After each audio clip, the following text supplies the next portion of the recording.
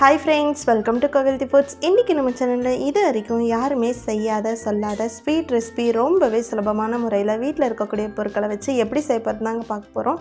ரொம்ப வாயில் வச்ச உடனே அப்படியே கரையிற மாதிரியான ஒரு ஸ்வீட் ரெசிபின்னு சொல்லலாம். வீடியோவை ஸ்கிப் பண்ணாமல் லாஸ்ட் வரைக்கும் பாருங்கள். வீடியோ பிடிச்சிருந்துச்சுன்னா ஒரு லைக் பண்ணிட்டு இருந்துருங்க. சேனலை சப்ஸ்கிரைப் பண்ணி பக்கத்தில் இருக்க பெல் ஐக்கானை கிளிக் பண்ணிக்கோங்க. வாங்க ரெசிபி எப்படி செய்யணும்னு பார்க்கலாம்.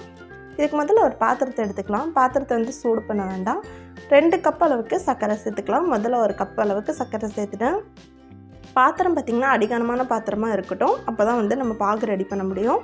ஃபஸ்ட்டு ஒரு கப்பு சேர்த்தாச்சு. இப்போ இனி ஒரு கப்பையும் சேர்த்துக்கலாங்க. 2 கப் அளவுக்கு சர்க்கரை சேர்த்துக்கணும். 2 கப் சர்க்கரைக்கு பார்த்திங்கன்னா 2 கப் அளவுக்கு தண்ணி சேர்த்துக்கலாம். அதுக்கு அதிகமாக வந்து சேர்த்த வேண்டாம். இது வந்து கரெக்டாக இருக்கும். இப்போ 2 கப் அளவுக்கு தண்ணி சேர்த்துட்டு ஸ்டவ் ஆன் பண்ணிக்கலாங்க. ஸ்டவ் ஆன் பண்ணிவிட்டு லைட்டாக மிக்ஸ் பண்ணி விட்டுட்டு அதை ஒரு மீடியம் ஃப்ளேமில் வச்சுட்டு விட்டுருங்க. சர்க்கரை பாகு வந்து ரெடி ஆகட்டும். இதில் வந்து நீங்கள் ஃபுட் கலர்லாம் சேர்த்தணும்னு அவசியம் இல்லைங்க. இப்போ வந்து சர்க்கரை பாகு ரெடி ஆகட்டும். இப்போ வந்து மாவு வந்து நம்ம ரெடி பண்ணிடலாம்.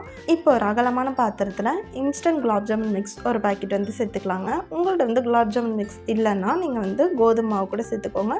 மைதா மாவு கண்டிப்பாக சேர்த்தக்கூடாது. இன்ஸ்டன்ட் குலாப் ஜாமுன் மிக்ஸ் சேர்த்ததுக்கப்புறமா லைட்டாக கொஞ்சம் சின்ன சின்ன கட்டியாக இருக்கும். அதெல்லாம் கையில் உடச்சி விட்டுறலாம். உடச்சி விட்டுட்டு கொஞ்சமாக நல்லா கெட்டியான பால் வந்து வச்சுருக்கேன். அதை சேர்த்து நல்லா மிக்ஸ் பண்ணிக்க போகிறோங்க. தண்ணி ஊற்றி மிக்ஸ் பண்ணலாம். ஆனால் பால் சேர்த்தும்போது இன்னும் கொஞ்சம் டேஸ்ட்டு நல்லாயிருக்கும். அதனால் பால் சேர்த்துக்கோங்க. ரொம்பவும் வந்து சாஃப்டாக இல்லாமல் ரொம்ப கெட்டியாக இல்லாமல் மாவு பிசைஞ்சு வச்சுக்கலாம். நான் மாவு வந்து பிசைஞ்சாச்சு. மாவு வந்து ஒரு பால் ஷேப்பில் உருட்டி வச்சுருக்கேன். இதை வந்து ஊற வைக்கணும்னு இல்லை. கொஞ்சமாக அதில் வந்து மாவு எடுத்து மீடியம் சைஸ் பால் வர மாதிரி உள்ளங்கைக்குள்ளே வச்சுக்கோங்க. வச்சுட்டு ஃபஸ்ட்டு வந்து நல்லா வந்து ப்ரெஸ் பண்ணிக்கோங்க. நல்லா அழுத்தம் கொடுத்து இந்த மாதிரி பால் ஷேப் பண்ணிங்கன்னா உங்களுக்கு விரிசலே விழுகாது பாருங்கள். ஒரு டைம் இல்லைன்னா 2 டைம் வந்து ப்ரெஸ் பண்ணிங்கன்னா போதும். அதுக்கப்புறமா லைட்டாக வந்து உருட்டிங்கன்னா இந்த மாதிரி விரிசல் விழுகாமல் உங்களுக்கு வந்து ரெடி ஆயிரும். இப்போ இருக்கிற மாவுலெல்லாம் நம்ம வந்து பால் ஷேப் பண்ணிடலாம். இப்போ பார்த்திங்கன்னா பாகு பதம் பார்த்துடலாம். சர்க்கரை வந்து நல்லா கரைஞ்சிருச்சு. ஆனால் இன்னி வந்து நம்மளுக்கு பாகு பதம் ரெடி ஆகலை. லைட்டாக லிக்விடு மாதிரி தான் இருக்குது பாருங்கள். இன்னி வந்து அந்த கம்பி பதம் பாகு வந்து ஒரு கம்பி பதம் அளவுக்கு நம்மளுக்கு வரல. அதனால் இன்னும் நல்லா கொதிக்கட்டும். ஒரு 10 நிமிஷம் போல் ஸ்டவ்லேயே இருக்கட்டும். ரொம்ப நேரமும் கொதிக்க விட்டிங்கன்னா மேலே வந்து கிறிஸ்டலைஸ் ஆயிரும். அதனால் ஒரு கம்பி பதம் வரும்போது ஸ்டவ் ஆஃப் பண்ணிடுங்க. இப்போ வந்து ஒரு பேனை ஹீட் பண்ணி வச்சுக்கலாம். ஃப்ரை பண்ணுறது ரொம்ப முக்கியங்க. இப்போ வந்து பேனில் பார்த்திங்க, இப்போ நீங்கள் கடாய் வைக்கிறீங்கனாலும் கால் கடாய் வர மாதிரி எண்ணெய் ஊற்றுறீங்கன்னா கரெக்டாக இருக்கும். இப்போ பாருங்கள், நான் அவ்வளோதான் ஊற்றிருக்கேன். ரொம்ப அப்படியே அந்த மாவு அந்த பால் இருக்குது பார்த்திங்களா, அது வந்து முங்கி வர மாதிரி வேண்டாம். அந்த அரைவாசி அளவுக்கு இருந்துச்சுன்னா கரெக்டாக இருக்குது. இப்போ நம்ம பால் வச்சுருக்கோம்ல, அதில் அரைவாசி அளவுக்கு இருந்துச்சுன்னா எண்ணெய் கரெக்டாக இருக்குங்க. இனி ஒன்று, எண்ணெய் வந்து ரொம்ப அதிகமாக சூடாகக்கூடாது. எண்ணெய் ரொம்ப அதிகமாக சூடாச்சுன்னா நீங்கள் வச்ச உடனே கலர் சேஞ்ச் ஆயிரும். நம்மளுக்கு அந்தளவுக்கு கலர் சேஞ்ச் ஆயிடுச்சுன்னா டேஸ்ட்டு மாறிடுங்க. ஸ்லோ ஃப்ளேம்லேயே வச்சுட்டு ஃப்ரை பண்ணிக்கலாம். இதோட ஷேப் வந்து பால் ஷேப்பில் தான் இருக்கணும்னு இல்லைங்க. உங்களுக்கு எந்த மாதிரி வேணுமோ நீங்கள் அந்த மாதிரி ரெடி பண்ணிக்கலாம். பாருங்கள், எண்ணெய் ரொம்ப சூடாகலை. ஓரளவுக்கு சூடானோன்னா நம்ம ரெடி பண்ணி வச்சுருக்க பால் சேர்த்தாதான் இந்த மாதிரி கோல்டன் ப்ரௌன் கலரில் வரும். நீங்கள் ரொம்ப சூடாக்கிட்டு போட்டிங்கன்னா டக்குன்னு கலர் சேஞ்ச் ஆகி ஒரு மாதிரி டார்க் ப்ரௌன் கலரில் வந்துடும். அதனால் கண்டிப்பாக ஸ்லோ ஃப்ளேமில் வச்சுக்கோங்க. எண்ணெய் அதிகமாக சூடாகாமல் பார்த்துக்கோங்க.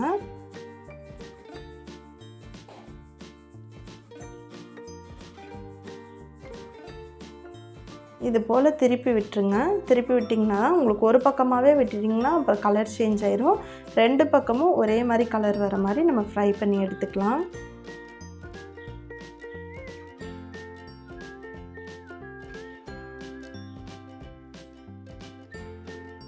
இனி நம்மளுக்கு வந்து கொஞ்சம் டார்க் கலர் ஆற வரைக்கும் ஃப்ரை ஆகட்டும். பாருங்கள், இப்போ கொஞ்சமாக டார்க் கலர் வந்திருக்குல்ல, இன்னி கொஞ்சமும் டார்க் கலர் வர அளவுக்கு நம்மளுக்கு ஃப்ரை ஆகட்டும். வீடியோவை ஸ்கிப் பண்ணாமல் லாஸ்ட் வரைக்கும் பாருங்கள். வீடியோ பிடிச்சிருந்துச்சுன்னா ஒரு லைக் பண்ணிக்கோங்க. சேனலை சப்ஸ்கிரைப் பண்ணிக்கோங்க. பக்கத்தில் இருக்க பெல் ஐக்கானை கிளிக் பண்ணிக்கோங்க.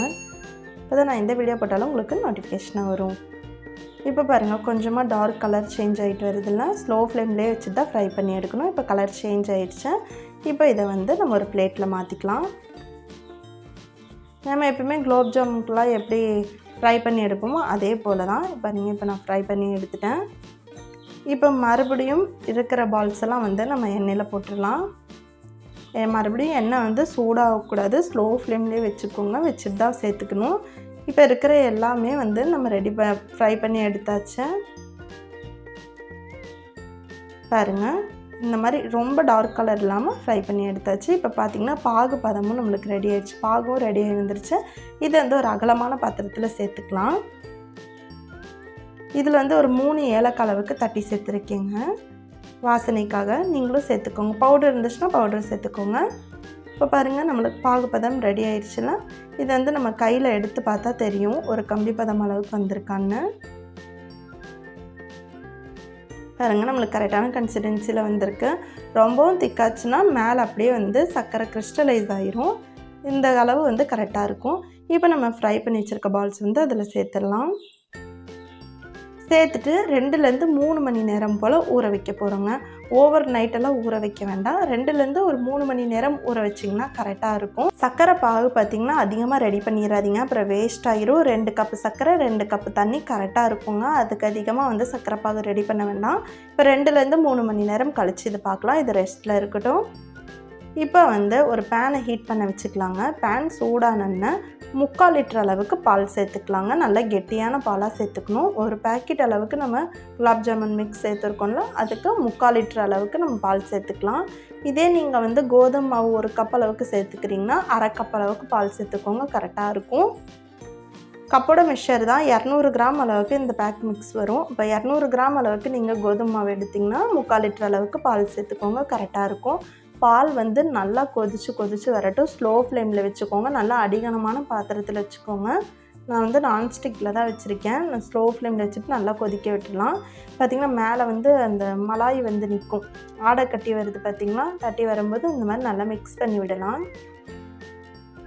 நல்லா பால் கொதிச்சு பார்த்திங்கன்னா ஒரு லைட்டாக இப்போ வந்து 3 கப் அளவுக்கு நீங்கள் பால் சேர்த்துறீங்கன்னா அது 2.5 கப் அளவுக்கு ஆகிற மாதிரி நல்லா நம்ம கொதி விட்டுடலாம்.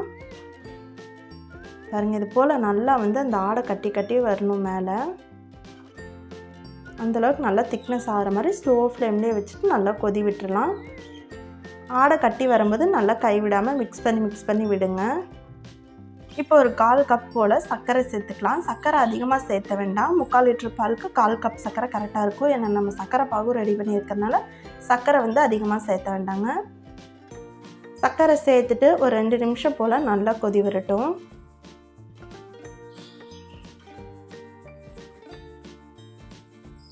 இப்போ கொதி வந்ததுக்கப்புறமா 1 டேபிள் ஸ்பூன் அளவுக்கு கஸ்டர்ட் பவுடர் இருக்குது பார்த்திங்களா, அதை வந்து பாலில் மிக்ஸ் பண்ணியிருக்கேன். அதை ஒரு 1/4 கப் அளவுக்கு மிக்ஸ் பண்ணி வச்சுருக்கேன். அதையும் சேர்த்துட்டு கை விடாமல் மிக்ஸ் பண்ணி விடுங்க. நீங்கள் கஸ்டர்ட் பவுடர் சேர்த்துன உடனே வந்து கட்டிப்பட்டு வரும். கட்டிகள் இல்லாமல் நல்லா வந்து கை விடாமல் வந்து இந்த மாதிரி மிக்ஸ் பண்ணிக்கலாம். இப்போ பாருங்கள், கை விடாமல் நல்லா மிக்ஸ் பண்ணி சின்ன கட்டிகள் கூட இல்லாமல் செஞ்சு வச்சுருக்கேன். அப்படி கட்டிகள் இருந்துருச்சுன்னா ஒரு சன்னி வச்சுக்கோங்க. ஒரு பாத்திரத்தில் சன்னி வச்சுட்டு வடித்து எடுத்துகிட்டு அந்த கட்டிகள் வந்து சரி பண்ணிக்கோங்க. அப்போ உங்களுக்கு வந்து கரைஞ்சிரும். இப்போ பாருங்கள், ஓரளவுக்கு திக்காக வந்திருக்கு. அப்படியே ஸ்லோ ஃப்ளேமில் வச்சுட்டு ஒரு நிமிஷம் போல் கொதி விடலாம். ஸ்பேட்டுலாவில் பார்க்கும்போது உங்களுக்கு தெரியும், நல்லா வந்து அது ஒரு லேயராக வரணும், அது அளவுக்கு கொதி விட்டுடலாங்க. இப்போ பாருங்கள், நல்லா ஒரு திக்கான ஒரு லேயராக வருது. இப்போ தான் நம்ம எடுத்து இப்படி ஊற்றுனா கூட அது திக்னஸ் பாருங்கள், உங்களுக்கு பார்த்தா தெரியும். இது ஒரு லேயராக ஃபார்ம் ஆகிருக்குல்ல ஸ்பேட்டுலாவில். ஸோ இந்த அளவுக்கு வந்து நம்மளுக்கு ரெடி ஆகிடணும். இப்போ வந்து ஸ்டவ் ஆஃப் பண்ணிடலாம். ரொம்ப வந்து ஆறவும் விடக்கூடாது. இப்போ வந்து எந்த பாத்திரத்தில் நீங்கள் செட் பண்ணுறீங்களோ அந்த பாத்திரத்தில் நம்ம ஊற வச்சுருந்தோம்னா குலாப் ஜாமுன் அதை வந்து சேர்த்துக்கோங்க. சர்க்கரை பாகு இல்லாமல் சேர்த்துக்கோங்க. லைட்டாக 1 டேபிள் ஸ்பூன் 2 டேபிள் ஸ்பூன் அளவுக்கு வந்துச்சுன்னா பிரச்சனை இல்லை, அதுக்கு அதிகமாக ஊற்ற வேண்டாம். இப்போ பார்த்திங்கன்னா நான் வந்து சர்க்கரை பாகுலேருந்து எடுத்து பவுலில் சேர்த்து வச்சுருக்கேன். இப்போ வந்து நம்ம ரெடி பண்ணி வச்சுருக்கோம்ல மலாய், அதில் ஊற்றிடலாம். கொதிக்க சூடோடு வந்து பால் ஊற்றிடாதீங்க, அந்த மாதிரி ஊற்றக்கூடாது.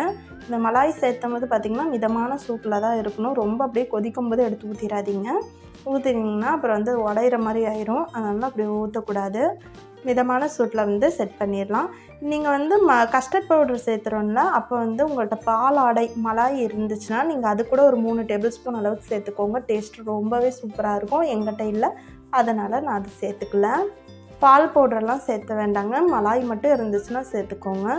இதை வந்து நம்ம ஓவர் நைட் வந்து ரெஸ்ட்டில் வைக்க போகிறோம். பார்க்கவே ரொம்ப அழகாக இருக்குல்ல. இது நல்லா ஊறி வந்துச்சுன்னா சாப்பிட ரொம்பவே டேஸ்ட்டாக இருக்குங்க. இதுக்கு மேலே வந்து கொஞ்சமாக கேஷ்யூ முந்திரி வந்து உடச்சி வச்சுருக்கேன். அதையும் வந்து லைட்டாக டெக்கரேட்காக நான் தூவியிருக்கேன். இப்போ வந்து இது மூடி போட்டு மூடி வச்சிடலாம். ஃப்ரிட்ஜிலலாம் வைக்கணும்னு இல்லைங்க, நீங்கள் வெளியே வச்சு ஓவர் நைட் அளவுக்கு இதை ஊற விட்டுருங்க. ரெஸ்ட்டில் வச்சிட்டிங்கன்னா போதும். இப்போ பாருங்கள், நைட் ஃபுல்லாக வந்து ரெஸ்ட்டில் இருந்துச்சு. இப்போ நம்ம ஓப்பன் பண்ணி பார்க்கலாம். இது நைட் ஃபுல்லாக ஃப்ரிட்ஜில் வச்சுட்டு காலையில் வந்து ஒரு அரை மணி நேரத்துலேருந்து 1 மணி நேரம் போல் ஃப்ரிட்ஜில் வச்சு எடுத்திங்கன்னா கொஞ்சம் கூலிங்காகவும் இருக்கும், டேஸ்ட் நல்லாயிருக்கும். இப்போ வந்து இது ஒரு கரண்டி வச்சு எடுத்து பார்க்கலாம். இந்த மலாயும் பார்த்திங்கன்னா நல்லா கெட்டியாக இருந்திருக்கு. ஜாமுனும் பார்த்திங்கன்னா நம்மளுக்கு ரெடி ஆயிடுச்சு. ரொம்பவே சூப்பராக பார்த்திங்கன்னா நம்மளுக்கு மலாய் ஜாமுன் ரெடி ஆயிடுச்சு. கண்டிப்பாக ட்ரை பண்ணி பாருங்கள். ட்ரை பண்ணி பார்த்துட்டு கமெண்ட் பாக்ஸில் கமெண்ட் பண்ண மறந்துடாதீங்க. இதை வந்து ஒரு குட்டி பிளேட்டில் வந்து சர்வ் பண்ணிடலாம். என் பசங்களுக்கு பார்த்த உடனே வந்து சாப்பிடணுன்னு ஆசை வந்துருச்சு. என்னை பார்த்தாலே வந்து ரொம்பவே சூப்பராகவும் இருக்கும், சாப்பிடவும் இப்படியே வாயில் வச்ச உடனே கரையும். செஞ்சு பார்த்துட்டு கமெண்ட் பாக்ஸில் கமெண்ட் பண்ணுங்கள். சேனலை சப்ஸ்கிரைப் பண்ணிக்கோங்க. பக்கத்தில் இருக்க பெல் ஐக்கானை கிளிக் பண்ணிக்கோங்க.